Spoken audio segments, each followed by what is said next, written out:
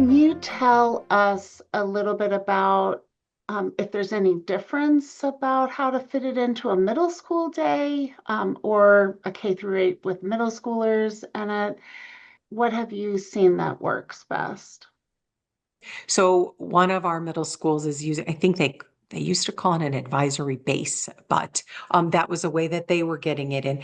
One of our schools made it as an elective to try to fit into an existing schedule. So in some ways, I think it's the just the nature of the schedule. I think being creative. So if you happen to have, I think as Lori talked even in elementary about an intervention block.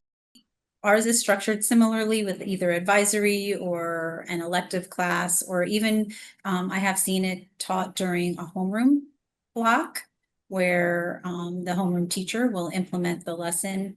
One other, although it's not during the day, but one other option I have observed in some of our schools is when it comes to after school activities or club, they have had let's get unstuck and back on target. And so students can self-enroll, or parents can encourage their students to enroll. It would not certainly be part of, their school instruction, which has really been nice because the students want to be there. And so they are very open to those lessons.